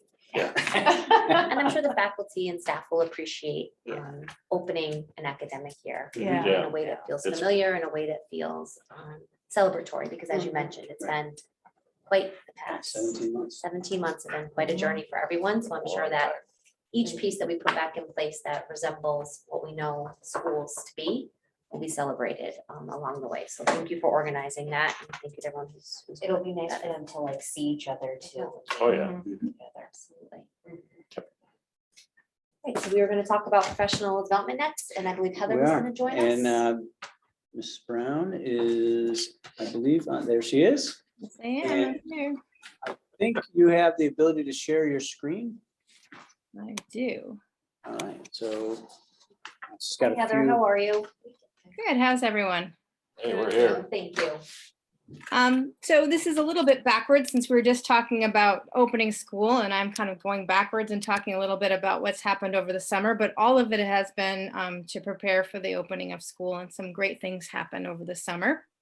And then the next time I come, I'll talk a little bit about the PD that we'll be doing throughout the year and how it's connected to curriculum and instruction. So I just wanted to quickly share how successful the summer academies were. We got a grant through the state to help fund these summer academies. And because the funding wasn't secured until the very last minute, we really weren't able to advertise these till the very last minute. But regardless, we had a great attendance and just folks really thanking us for the academic preparation that kids got. And these are pictures from the elementary academy. And also just the social emotional, some kids needed some support academically. Some kids just had been, remote learning and needed some more time with each other. And some kids just needed some time for extension, just being with other kids. So it was a great experience. The kids had time and both the elementary, middle and high school for electives. And as you can see from this quote, this was from a parent who's had a hard time getting her son to get on board. And then he was really upset when it was over. And then for the elementary academy, parents and families were invited at the very end. And we had to scramble a bit because of the pandemic and weather, but we were able to pull it off. So it was just great to have an opportunity to get some learning accelerated before the school year. And of course, teachers will be looking at all sorts of things to see where kids are at so that we can plan instruction accordingly. And around that, we had a lot of great professional development over the summer. We had a book club with Meadowbrook teachers. Half of the group met during the school year and half actually met during the summer. And we really focused on the new Massachusetts, DESE has come out with new guidelines for early literacy aligned with some new science that has come out. And so the group just used the book Shifting the Balance to talk about some of these shifts that we need to make. And they were just great conversations and really gave us a good foundation for the work that we'll be doing going forward this year around literacy instruction. And then people from the history department at East Longmeadow High School came together to work on solidifying our civics project that has been mandated.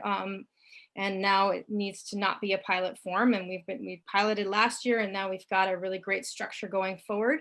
And also just to look at our culturally sustaining instruction and curriculum. And so I've highlighted a few things here from the new history frameworks that came out in 2018.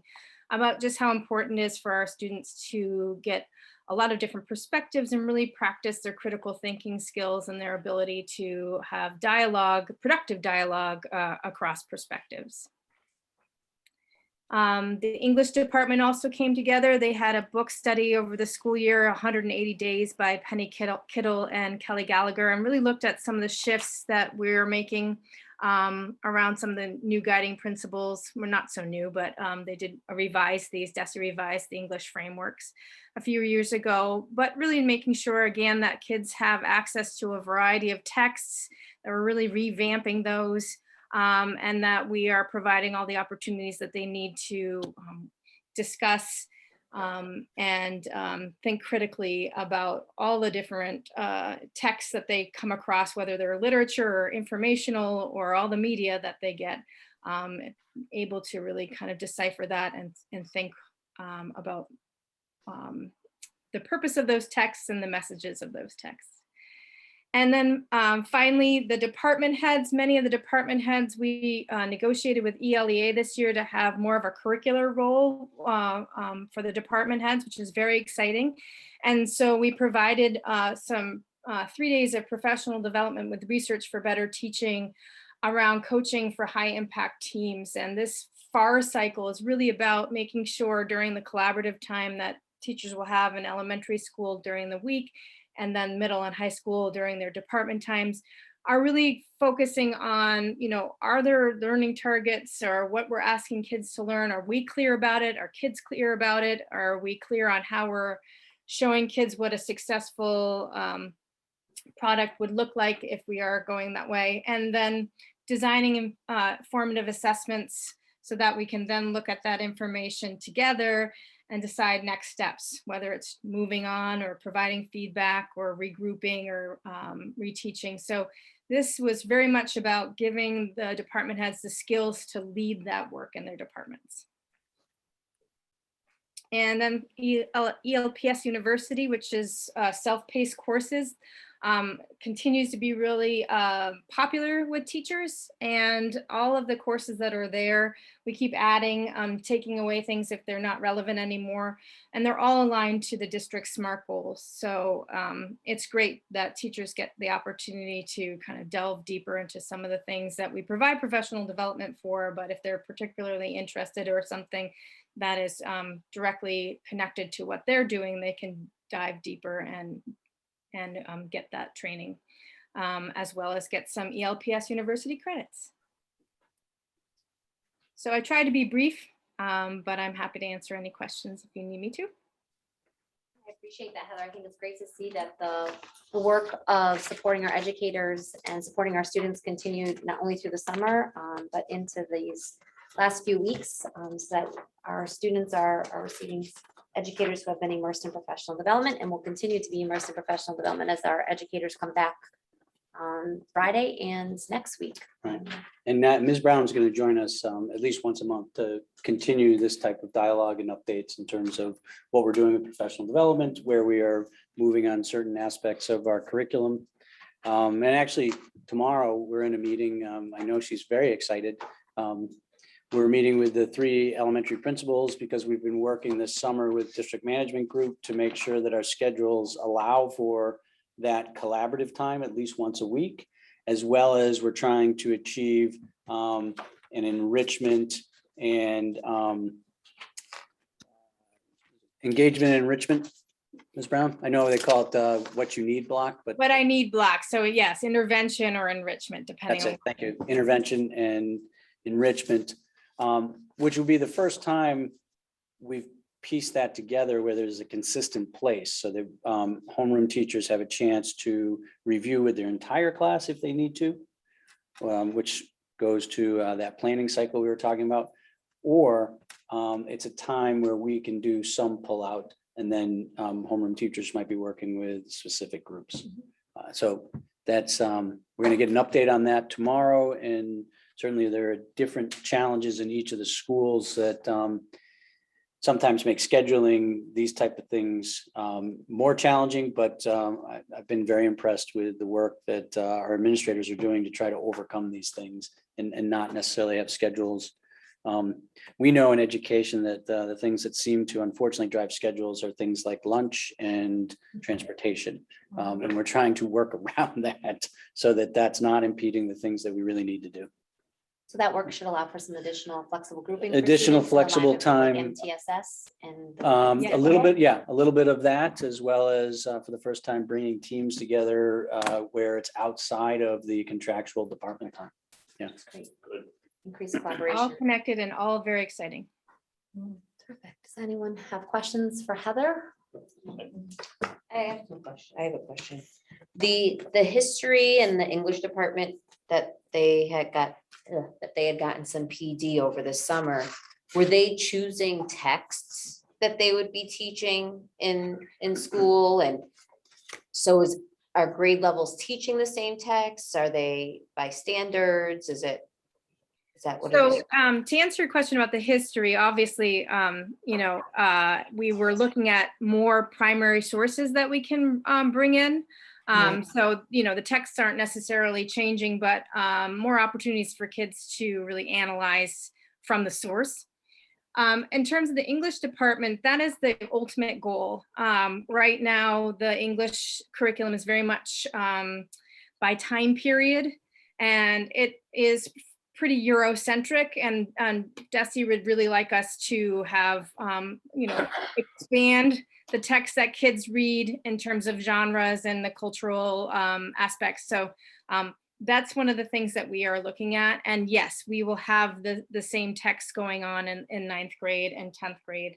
And then we're looking at some ways, and all obviously aligned to the standards. That's the beauty of the ELA standards, that there's no text that you have to read. It's all about the skills, the literacy skills. And so, but making sure that they're rigorous, obviously.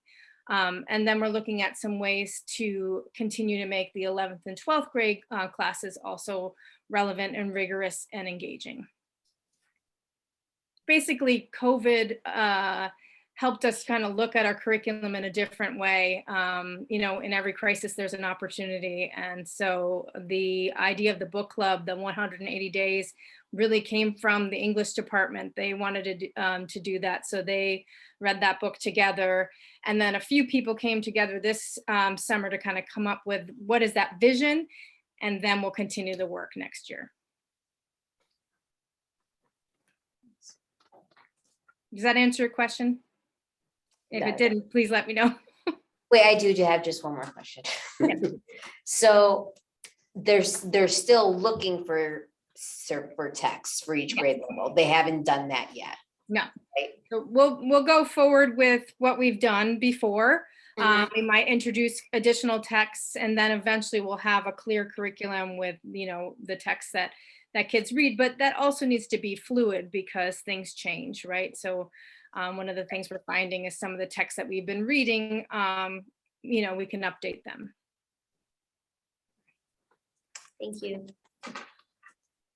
And I'm sure as we move forward, we'll be able to have an update on the professional development relative to the launch of the school year and what offerings and feedback from educators will be able to garner based off of the end of this week and beginning of next. But then also, I'm sure between Heather and yourself, we'll have some preliminary data relative to MCAS in the next couple of weeks. Yeah, I don't know how much the state's going to actually give us, but we certainly can bring some of the diagnostic data from the end of the year, and certainly anything that we are able to start to pick up with as we start this year. Okay.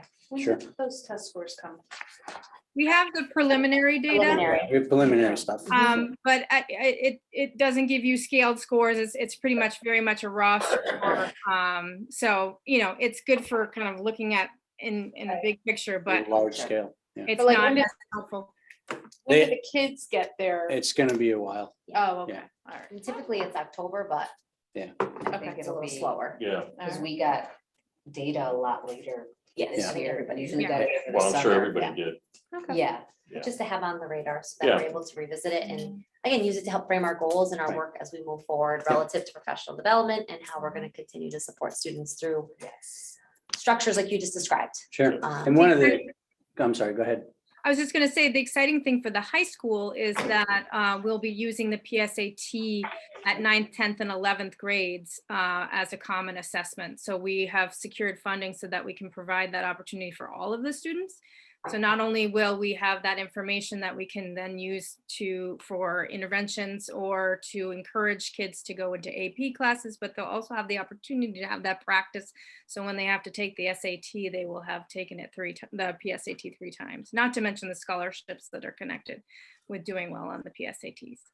It's a great opportunity. And just to, I know Ms. Brown's going to speak to it a little bit later on in the agenda, but she's been busy searching out. She just said that we secured funding, searching out some of the competitive grants, and she's gone after them. And one of them actually you're accepting tonight, which is pretty impressive. So I did want to publicly compliment her on those efforts and the success.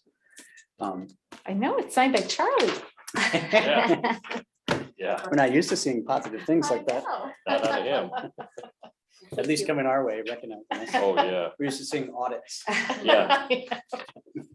So I apologize. Is this the Student Opportunity Act or the World Languages? I was just jumping ahead just to Okay. compliment you. Yep, we're not there Thank yet. you. When it's You're time, welcome. you can tell me which one I'm talking about. Okay, we'll do that. Will do. All right, well, thank you, Heather, unless anyone else has questions or, Well, great. very Thanks, good. Heather, and we'll see you in a couple minutes. Couple again. minutes. So I know, Gordon, you were going to speak for Pam this evening as we Mhm. move into the next piece, next 2 pieces around the end of year transfers, which you know is next on the agenda. So in all of your packets, you have a listing of the end of the year transfers when the finance subcommittee met back on June 23rd. Mrs. Blair reviewed the different areas from which we had funds that were still remaining. And just, this is a point that Mrs. Blair consistently makes. In any given year, as you're looking across multiple accounts, there may be funds, or there will be funds, where they may have been encumbered at one point, but then all of that funding was not used. And so you have balances. So at that point, then what we look to do is transfer those balances to take care of other areas, whether it be, as you see, transfer to areas such as out of district tuition for special education students, or to deal with some of the things that last year did actually take somewhat of a financial hit, if I may say it that way, such as our curriculum renewal line item. We utilized more around technology and making sure we had actual machines and software that we needed. And we weren't able to necessarily look at specific content areas that may have been up and looking to purchase within that content area. Also, athletics. Last year, you know that we always have a revolving account, but that revolving account at the beginning of the year, we were providing refunds and so forth, as we should. And so that revolving account was considerably reduced. And so areas where we can start to get ahead in athletics, it would be things like we have, Mr. McGee has put together a pretty solid rotation of uniform renewal for teams. And so if there are times where we can get ahead on that, we do. And so this is a listing of the accounts from which we transferred and the accounts to which we transferred at the end of the year. So then this is something that we do have to Vote approve. to accept. So, or accept rather. So I would entertain a motion to accept the fiscal year 21 and year transfers.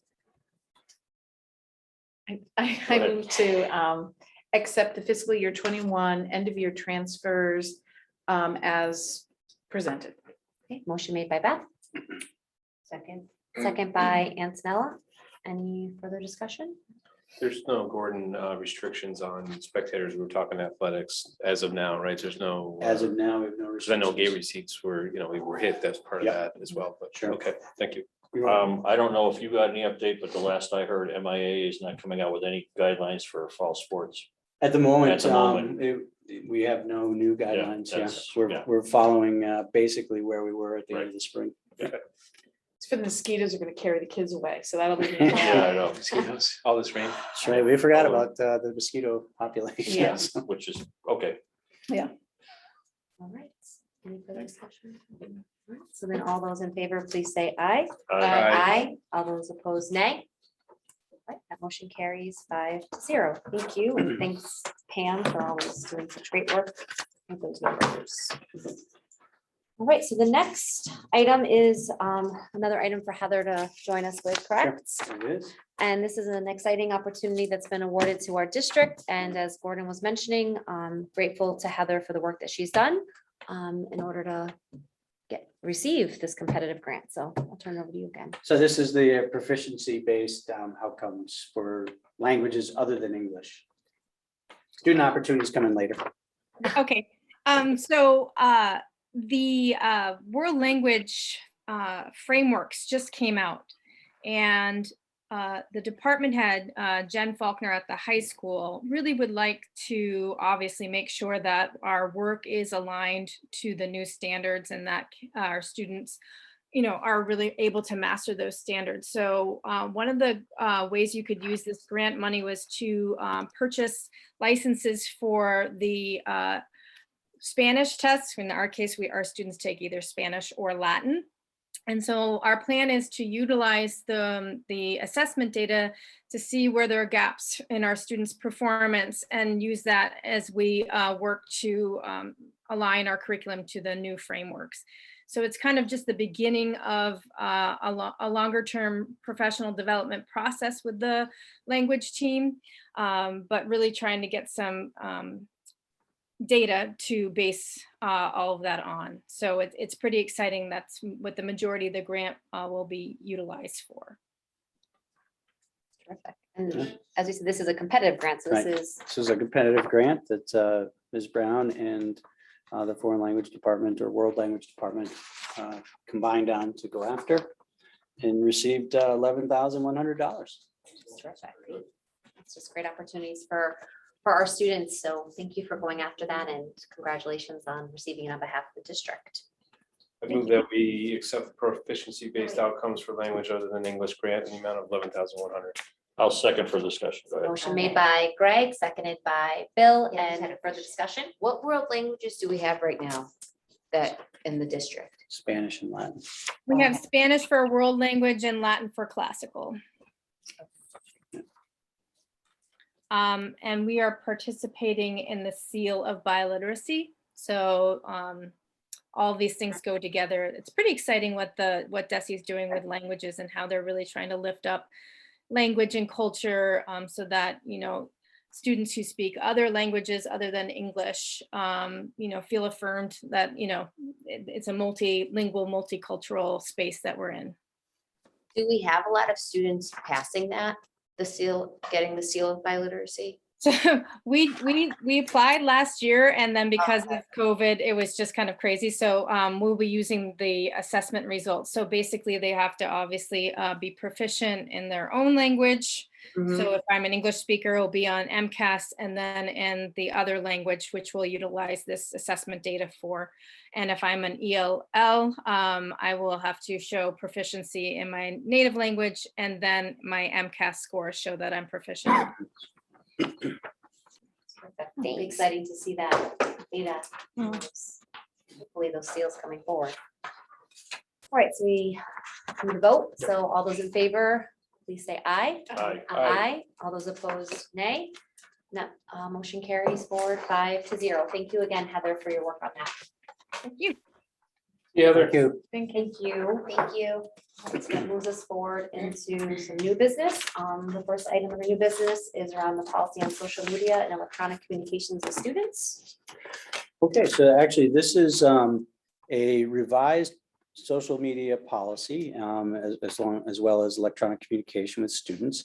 And this actually is the result of a subgroup that came from our negotiations work with the ELEA. We created a subgroup that consisted of both ELPS school committee, Ms. Ruscilla was on it, and administrators, along with representatives from the ELEA. And so it took a policy that when we were looking at it actually was somewhat reflective of many policies that seem to be online for school districts that keep their policies online. But also, and that was our policy, we compared decently. However, there were elements from a number of different policies that we felt could strengthen it. And so that's what we've added here. Most specifically, and I think this may have been a discussion item at one point when we were updating the full committee on negotiations, was just making sure that each year we're reviewing this and reminding staff of it, and that it's part of our convocation day. And so that's something that you'll see right in that first paragraph that we're committing to doing. And then it goes on to highlight a number of points, some of which were in our original policy, but maybe now are spelling it out a little bit more clearly so that staff members are fully understanding sort of how we can utilize online communication and social media to the benefit of what we're doing, but not step into an area where it may be detrimental to our students, possibly staff and families. Yeah, it's terrific. I think it was a year-long conversation last year that we really tried to work in conjunction with the union, in conjunction with educators and families to ensure that we have a policy that, you know, allows for conversation and allows for freedom of speech, but at the same time maintains positive relationships between students and faculty and staff and our families as well. So I think this has come kind of full circle, and appreciate the work that went into it. I like it because I remember when we were going over it the first time, there's some of these points that I think we kind of wanted to do, and we were kind of like, oh, and I was like, but. We expanded on that. And I'm happy that it happened, and the fact that we worked directly with them is good because. Yeah. Yep. happy No, with this. it was a good group, and we had pulled together a number of pretty good policies. There's a couple out there that are very lengthy. Oh, yeah. We wanted to make sure that we were hitting all the different areas without losing people's true understanding. Right. You know, I think there's a limit in terms of how much they can absorb and then fully say, yep, I understand that policy and can make sure that I'm following it. To that point, Gordon, you mentioned in the first paragraph that annually the principals and yourself or the superintendent will review. How specifically though, because this is a pretty important policy. I know all of our policies are important, but how are we going to make sure that all staff actually read and understand? So this is something that we talked about as a leadership team back when a couple weeks ago when we had our final prep meeting, and they're going to incorporate it into their staff meetings on convocation day. And it'll be something that I'll talk with new staff about, make sure, so that will be this Friday. And just make sure they have a copy and that they're aware. So they're going to be getting this policy, principals will be getting it as soon as you approve it so that they have it ready. But they know that's an agenda item that they need to have. Well, so to that point, we typically do 2 readings on a new policy. Are we looking to supersede that tonight? Because you're going to need that for new hires and. If possible, yeah. Or at least I can give them a draft of where this is going. No, I mean, I think there's a timeliness to this. I would just encourage that we try to stick to the 2 reading policy. Gives an opportunity for folks to give feedback after we, lay it out there, but I can see the urgency of this, and certainly there's been a lot of work put into it. So, I'd be comfortable with opting out of the 2 readings tonight, but I just want to try to remember. Yeah, try to no, do that that's an before. important point. Well, I think, I appreciate it. I think to your point, Greg, I mean, this is the first meeting we've had, so I mean, they worked on it for a year. So I think, I would like to get back to our first and second reading for edits, but I think we can approve this. And it did get reviewed a few times by that committee we were working with. Yeah, We it got looks good. together, we drafted, I sent it back out, I got revisions, and then. I think it's just important that we know these times. They're exciting I'm times. really happy with the coaches, because remember that, I was all up in arms about that too. I just felt, I'm happy with it. All of our employees need to know. They do, yeah. And I'm assuming it went through our legal team as well. Legal, yes, has seen this. They were on board with the language. Yeah, they, so they're, they get worried about how much, whether we're First borderline Amendment. freedom Yeah. of speech, And so that was, It is difficult because we do have staff members who are related to students, as with anyway, you know, so I understand if there's that, that delicacy that you have to balance, but I think it's a good policy, so. Like I said, legal had weighed in early on in the process to give us guidance as we got together as a group. So I would move that we forego the second reading and approve policy IJNDD. That's policy on social media and electric communication with students as presented this evening. I will second it. So motion made by Greg, seconded by Beth. Any further discussion? Okay, so all those in favor, please say aye. Aye. All those opposed, nay. That motion carries 5-0. Thank you again for that. And we are striking item 7.2. Take no action. No action. Action. Perfect. And then that moves us to 7.3, which is in reference to the acting principal at Birchland. I move that we approve the stipend as discussed in executive session for the acting principal at Birchland Park. Motion made by Greg, Second. second by Bill. Any further discussion? Okay. All those in favor, please say aye. Aye. Aye. All those opposed, please say nay. And that motion carries 5-0. That brings us just about to the end of our meeting. Thank you to LCAT and Jamie. And we look forward, we do have a student rep this year, so we look forward to meeting him as we move forward with our meetings. And thank you for coordinating that, Gordon. And with that, I would entertain the motion to adjourn. So moved. Motion made by Bill, I'll second. second by Beth. Any further discussion? Okay, all those in favor, please say aye. Aye. All those opposed, nay. And that motion carries 5-0. Thank you, everybody.